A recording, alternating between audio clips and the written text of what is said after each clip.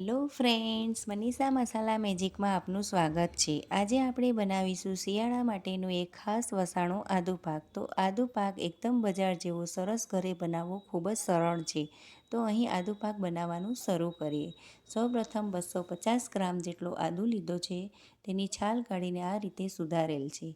હવે એક મિક્સર જારમાં આ આદુને આપણે રાખીને તેનું બરાબર પેસ્ટ કરી લઈશું. આ રીતની પેસ્ટ થાય એટલે આપણે એને એક બાઉલમાં કાઢી લઈશું. હવે એક પેનમાં 2 ચમચા જેટલું દેશી ઘી ઉમેરી લઈશું. ઘી ગરમ થાય એટલે તેમાં આદુની પેસ્ટ ઉમેરી લઈશું. અહીં ગેસની ફ્લેમ સ્લો જ રાખીશું. આદુની પેસ્ટને સતત હલાવતા રહીશું, નહીંતર તે પેનમાં નીચે ચોંટી જશે. આ પ્રોસેસને 8થી 9 મિનિટ કરીશું. ત્યારબાદ આ પેસ્ટનો કલર આ રીતનો થાય એટલે ગેસ બંધ કરી લઈશું અને એક ડીશમાં તેને કાઢી લઈશું.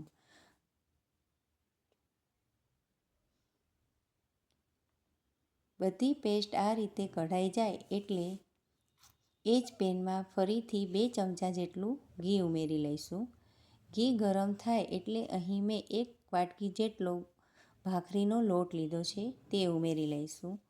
તેને બરાબર હલાવી લઈશું. જો ઘી ઓછું જણાય તો ફરીથી આપણે તેમાં અડધી ચમચી જેટલું ઘી એડ કરી લઈશું. અહીં ગેસની ફ્લેમ ધીમી જ રાખવાની છે. 15થી 20 મિનિટ સુધી આ પ્રોસેસ કરીશું. ત્યારબાદ લોટનો કલર આ રીતનો થશે એટલે ગેસ બંધ કરી લઈશું. અહીં મેં ડ્રાયફ્રૂટ લીધા છે. 8થી 9 બદામ, 8થી 9 કાજુ અને 2 અખરોટના આ રીતે પીસ કરી લીધા છે. ત્યારબાદ એક પેનમાં અડધી ચમચી જેટલું ઘી નાખીને 250 ગ્રામ જેટલો ગોળ લીધો છે, તે આપણે ઉમેરી લઈશું અને તેને આ રીતે હલાવી લઈશું. ગોળના 2 ઉકાળા આવે એટલે ગેસની ફ્લેમ બંધ કરી લઈશું. ત્યારબાદ અહીં શેકેલા લોટમાં આદુની પેસ્ટ આ રીતે ઉમેરીને બરાબર મિક્સ કરી લઈશું. પછી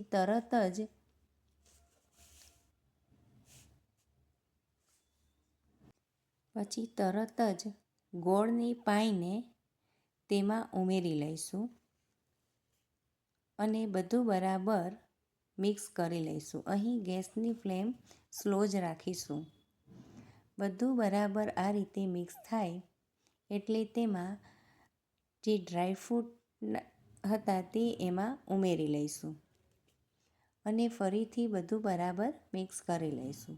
બધું બરાબર મિક્સ થઈ જાય પછી ગેસ બંધ કરી દઈશું અને આ રીતનો આપણો આદુ પાક તૈયાર છે.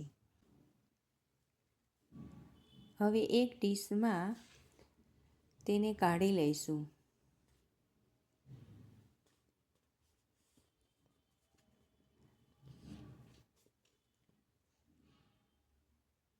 બધો ડીશમાં કઢાઈ જાય એટલે આપણે આ રીતે બધી જગ્યાએ તેને ફેલાવી દઈશું અને ગરમ હોય ત્યારે જ તેના ઉપર બદામની કતરણ ઉમેરી લઈશું અને આ રીતે તાવેતાથી પ્રેસ કરી લઈશું. ત્યારબાદ આ રીતે આપણે ચપ્પુની મદદથી તેમાં કટ કરી લઈશું.